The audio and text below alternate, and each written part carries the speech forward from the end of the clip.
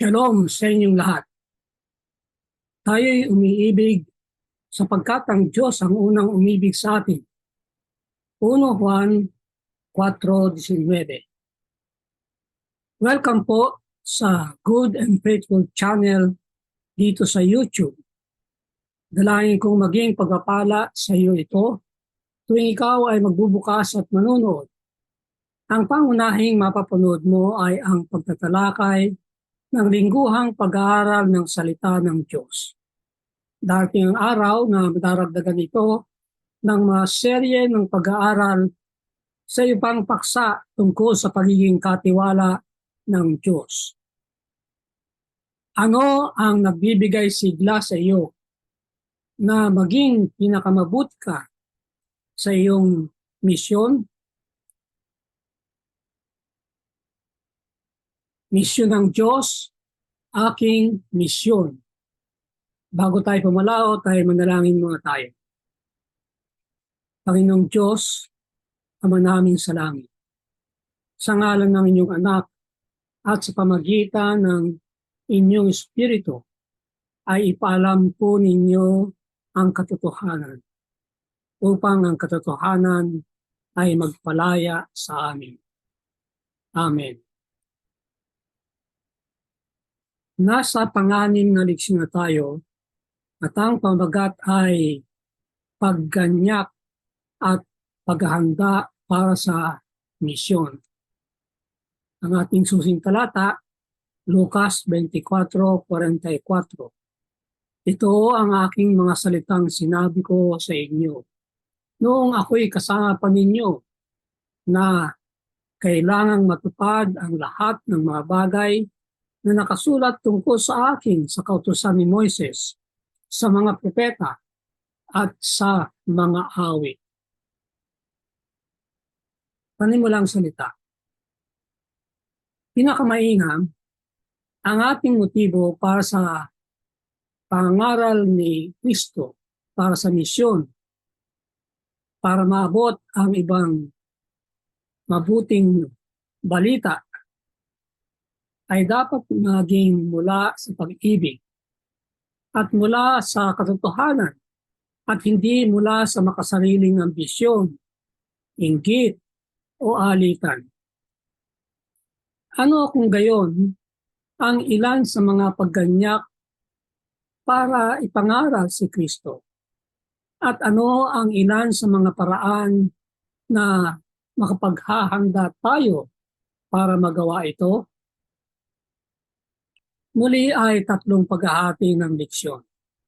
Una, pagganyak para sa misyon. Ikalawa, paghahanda para sa misyon. At ikatlo, bunga ng pagganyak at paghahanda. Doon sa una ay dalawang kaisipan upang ibahagi ang mabuting balita at isang propetikong saligan. Sa ikalawa ay dalawa rin na kaisipan. Panalangin at organisasyon at ang Pentecostes. At sa ikatlo ay titignan natin ang unang iglesia.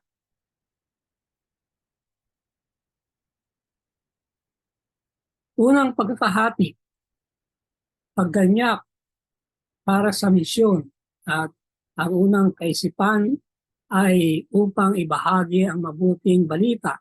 Lucas 24:8 at 9, at naalala nila ang kanyang mga salita. At pagbalik mula sa libingan, ibinalita nila ang lahat ng mga bagay na ito sa 11 at sa lahat ng iba pa. Ito ang karanasan ng mga babaeng pumunta sa libingan ni Jesus upang pairan siya ng langis.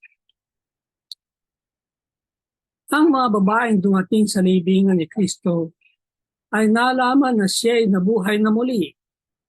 Tuwang-tuwa sa balita, matuling silang bumalik sa mga alagad at sinabi ang kanilang nakita at narinig dahil sa kanilang pagkapukaw ay hindi maitago. Ano pa bang mas malaking pagganyak ang maaaring mangyari para sa misyon? Mayroon pa bang lalaki kaysa rito? Kailangan natin ang isang personal na karanasan sa Diyos bago natin may babahagi ito sa iba. Patuloy na umiiral ang prinsipyo na kung walang tiyatanggap ay wala ring may bibigay. Tumatanggap tayo para may maibigay, hindi para sa sarilinin. Ang pakay ng pagbibigay sa atin ay upang makabuo tayo ng mapagbigay na karakter na papatay sa pagiging makasarili.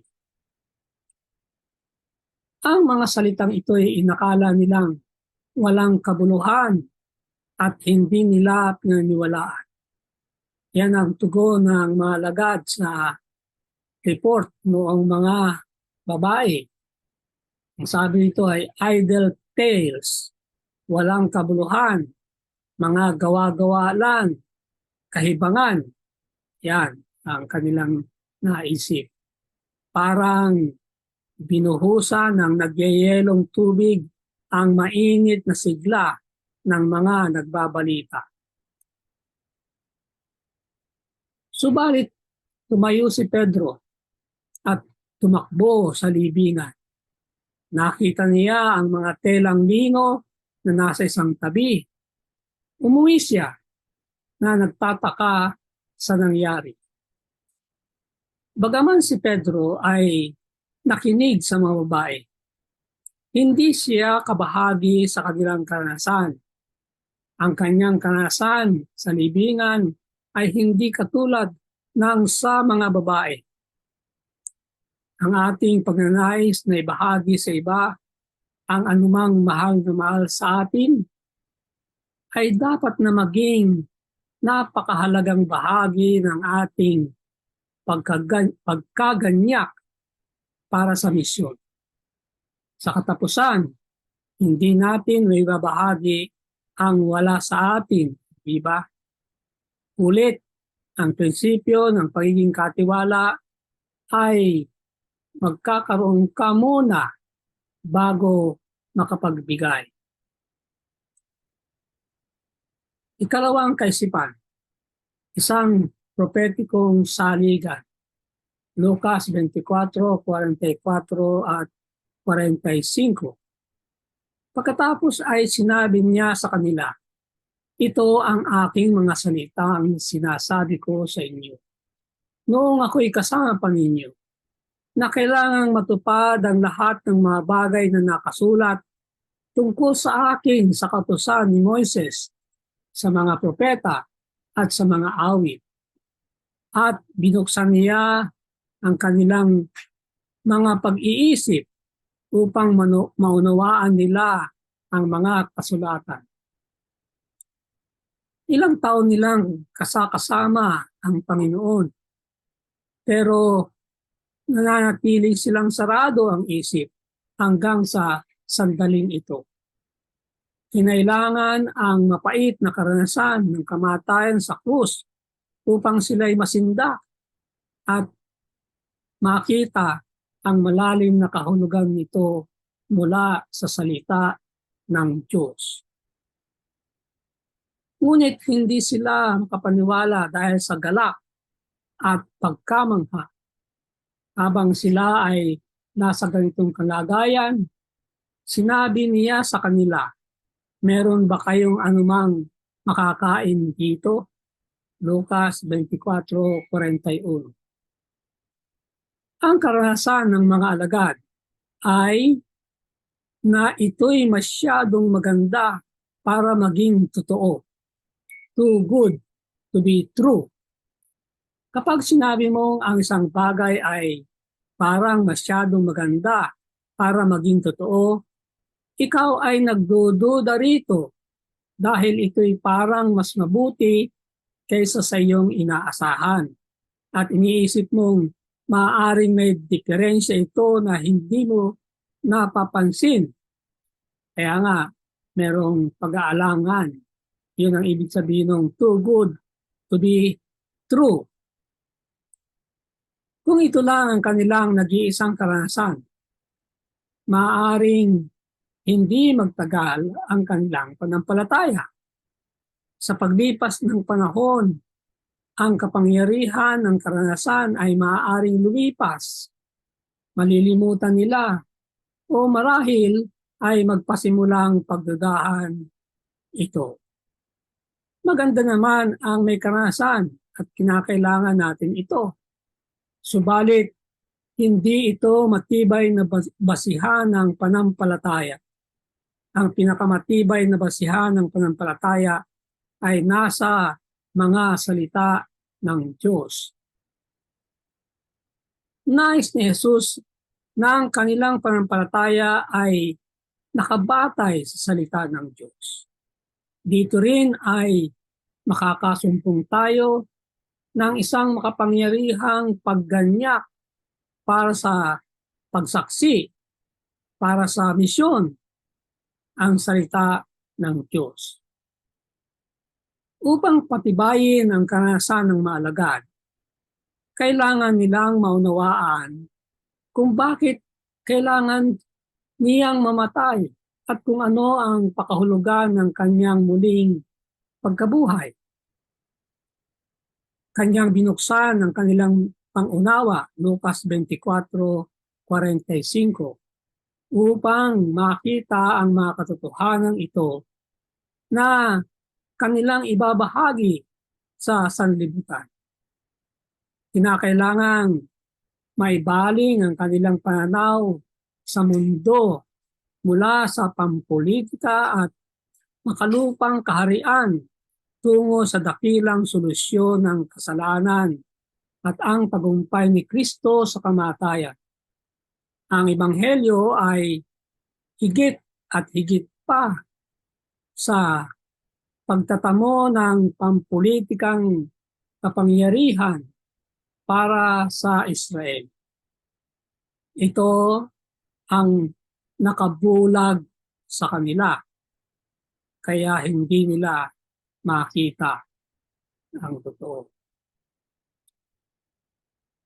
Ang ating mga karanasan kay Jesus, ang hindi mapapanatili kung walang saligan sa kanyang salita. Kabilang ang mga propesiya na nakaturo sa kasaysayan at mga pangyayaring papunta sa at kabilang ang unang at ikalawang pagparito ni Kristo. Buong tatag na maunawaan ang mga katotohanan ito, tayo'y may hahanda at magaganyakan para sa ating misyon. Isang elder ang sumusundo sa akin mula sa babaan ng bus sa isa sa mga seminar ko dito sa Metro Manila. Sa daang patungo sa iglesia ay sinabi niya ang tungkol sa karanasan ng isa sa kanilang mga kaanib ng iglesia. Madalas daw na kinakausap siya ng Diyos sa panaginip. Kaya hindi na raw kailangan niya ang Biblia dahil diretsang kinakausap na siya ng Diyos. Anong masasabi mo sa ganitong karanasan? Ikalawang pagkakahati, paghahanda para sa misyon, at ang unang kaisipan ay panalangin at organisasyon. Mga Gawa 1:14 at 26. Sama-samang itinalaga ng lahat ng mga ito ang kanilang sarili para sa panalangin, kasama ang mga babae at si Maria na ina ni Jesus at ang kanyang mga kapatid. Sa 26 naman, at sila'y nagpalabunutan para sa kanila at ang nabunot ay si Matias at siya'y ibinilang sa 11 apostol. Nagtagubilin si Jesus sa kanila na maghintay hanggang matupad niya ang kanyang pangako na isusugo ang pangako ng Ama, ng Banal na Espiritu, na magbibigay sa kanila ng kapangyarihan upang maging mga saksi. Napakalinaw na kahit meron tayong isasaksi, ay kinakailangan natin ang kapangyarihan ng Banal na Espiritu para sa ating pagsaksi ay maging makapangyarihan. Hindi magiging makasarili. Ibig sabihin, ang sarili ang bida sa pagsaksi. Hindi naluluwalhati ang Diyos. Samantalang naghihintay, sila ay naghanda para sa kanilang misyon sa dalawang paraan. Una, nagkaisang panalangin at pagsusumamo. Bawat isa ay tinanggap ang misyon at ito'y nagpasigla sa kanila na magkaisa sa panalangin. Sinasabi ng mga patotoo na hindi ibubuhos ang huling ulan hanggat hindi mangyayari ito. Ano yung ito? Ang pagkakaisa sa panalangin ng nakararami sa loob ng iglesia. Ikalawa, naghanda para sa kanilang misyon. Nagpatiwakal si Judas at ito'y nag-iwan ng bakante sa 12. Ang alagad ay humingi ng patnubay sa Diyos at pumili ng kapalit. Sa totoo lang, ang mga alagad ay isinasaayos ang kanilang sarili at pinapanukala ang pasimula ng kanilang misyon. Ang panahon ng paghihintay ay hindi walang ginagawa, kundi puspos ng layunin at kilos na dulot ng misyon. Madalas nating marinig na tayo ay naghihintay sa pagdating ng ating Panginoon na sinasabi rin na malapit na, nasa pinto na, o isang hakbang na lang, nandiyan na. Ano ang ginagawa natin habang naghihintay? Paupo-upo. Hanggang doon lang ba? Malinaw ang halimbawa dito. Ang paghihintay ay hindi walang ginagawa. Samantalang tayo'y naghihintay para sa pagbubuhos ng Banal na Espiritu upang matulungan tayong pag-isipan ang dakilang komisyon ng Diyos. Kinakailangan tayong magkaisa upang mapasigla ang bawat isa. Hebreo 10:24 at 25. Nananalangin para sa Banal na Espiritu ng Diyos. Ito ang isang malaking pangangailangan sa atin. Ang idalangin ang Espiritu ng Diyos. Ang idalangin ang pagbuhos ng huling ulan. Gayon din, dapat tayong inililinya ang sarili at ang iglesia sa prioridad ng Diyos, ang pagliligtas ng nawaglit. Ibig sabihin, ang focus ng ating mga gawain sa iglesia ay iisa. Anuman ang programa ng iglesia ay dapat na patungkol sa kaligtasan ng mga nawaglit. Ikalawang kaisipan, ang Pentecostes. Nang dumating ang araw ng Pentecostes, silang lahat ay nagkakatipon. Biglang dumating mula sa langit ang isang ugong at pinuno nito ang buong bahay. Sa kanila'y may nagpakitang parang mga dilang apoy na nanatili at lumalapag sa bawat isa sa kanila. Silang lahat ay napuspos ng Espiritu Santo at nagsimulang magsalita ng iba't ibang wika ayon sa pinagkaloob sa kanila ng Espiritu. Binigyang kapangyarihan ng Diyos ang bawat tao para sa kapakinabangan ng mga hindi nananampalataya. Ngayon ay nananawagan ng Diyos sa bawat kanyang tagasunod upang gamitin ang kanilang mga kaloob para sa kabubuti ng kanyang misyon sa mga hindi nananampalataya. Ano ngang mas malaking panawagan sa misyon kaysa ang paggamit ng naibigay sa atin upang maabot ang iba? Ang pagbuhos ng banal na espiritu ay nagbunga sa maraming taong nagsisi sa kanilang pagtanggi sa Mesyas. Magsisi kayo at magpabautismo ang bawat isa sa inyo sa pangalan ni Jesucristo upang mapatawad ang inyong mga kasalanan at tatanggapin ninyo ang kaloob ng Espiritu. Mga Gawa 2:38. Ipinangaral nila ang pagsisisi at kapatawaran ng mga kasalanan.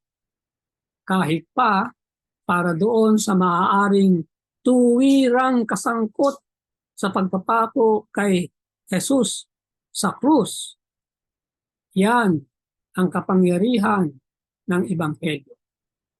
Tinatawagan tayong ikalat ang Ebanghelyo sa sanlibutan.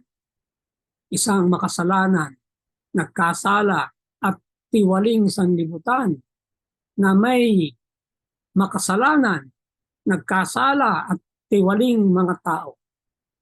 Ang ating tungkulin ay maging saksi tungkol sa nagliligtas na kapangyarihan ni Jesus. Kitang-kita natin ito sa mga gawa. Ito ang paradilang sinasabi, ang nabuhay na muguling Jesus ng Mesyas.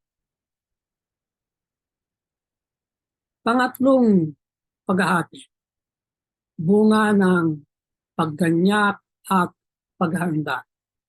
Mga Gawa 2:41 at 42. Kaya't ang mga tumanggap ng kanyang salita ay binautismuhan at nadagdagan ng araw na iyon ang may 3,000 kaluluwa. Nanatiling silang matibay sa turo ng mga apostol at sa pagsasama-sama, sa pagpuputol-putol ng tinapay at sa mga panalangin. Ang unang iglesia. Ang sentrong tungkulin ng unang Kristiyanong iglesia ay ang pagdidisipulo. Nakita na natin yan sa mga nakarang pag-aaral. Gawin ninyo silang mga alagad. Yan ang sinabi ng Panginoon. Hindi lamang bautismuhan, hindi lamang turuan, kundi gawin silang mga alagad, mga magagamit upang manawagan sa iba. Ang mga bagong kaanib ay dinidisipulo sa 3 paraan. Una, sila'y patuloy na tinuturuan sa pamamagitan ng doktrina at kapatiran ng mga alagad. Ang mga bagong kaanib, bagong bautismo, ay karaniwang inihiwalay sa panahon ng Sabbath School Lesson Review at patuloy na binibigyan ng pag-aaral sa doktrina. Ito'y napakahalaga, lalong-lalo na ang pangangaral ngayon ay napaka-iksi na. Dati-dati ay 3 linggo, naging 2 linggo. Ngayon ay 1 linggo na lamang. At hindi matatalakay siyempre ang lahat ng mga aral ng Biblia. Minsan ay talagang napapabayaan ito. Kaya magandang paraan ang patuloy na inaaralan sila hanggang sa lubos na maunawaan nila ang lahat ng katotohanan ng banal na kasulatan na mahalaga sa kaligtasan ng tao. Ang pangangaral ay hinaharap ang maling paniniwala at nag-aalok ng mga bagong paliwanag sa mga nakikita at nararanasan ng tao. Ito ang ikalawang paraan ng pagdidisipulo ng mga alagad. Hindi lang itinuturo ang mga doktrina, kundi pinapakita, itinutuwid ang mga maling mga kaisipan mula sa banal na kasulatan. Ikatlo, at ito ang pinakamahalaga sa tatlo sa aking pananaw, tinuturuan sila kung paano sa kabuhayan ang bagong katotohanan sa kanilang buhay sa pamamagitan ng aplikasyon ng katotohanan sa buhay, samantalang nangyayari ito sa kanilang relasyon bilang bahagi ng grupo. Yun, actual experience ito. Sa kanilang pakikisalamuha, pag-fellowship sa mga kapatid, sa kapatiran, ay pinapractice nila ang lifestyle na kanilang natutunan. Ang mga katotohanan ay nagiging magawa ng buhay sapagkat alam naman natin na kapag ang katotohanan ay hindi naging mga gawa ng buhay, ang katotohanan ay mawawala. Mahinang pangangaral ang pagsasabi sa mga ito kung ano ang gagawin, subalit hindi kung paano ito gagawin.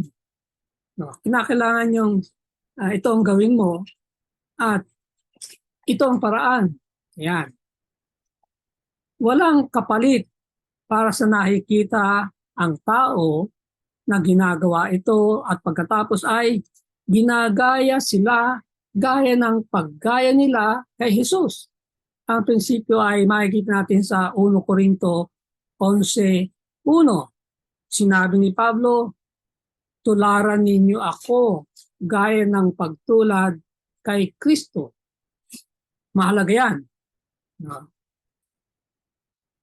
Tularan si Kristo, makikita ng tao at tutularan ka naman.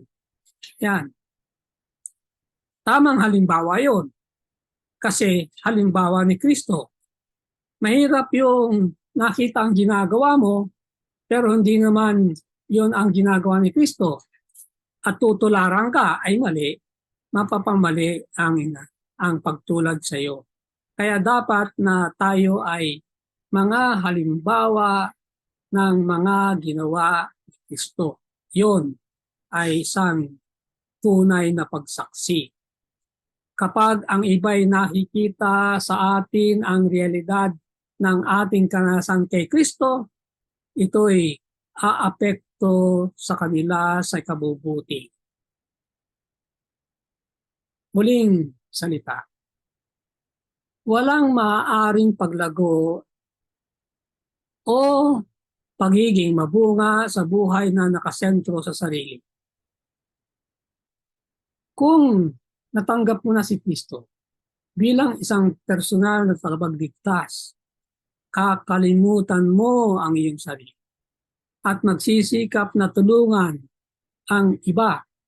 Ang paraan o ang tamang pagkalimot sa sarili ay nakapokus sa iba, sa pangangailangan ng kapwa.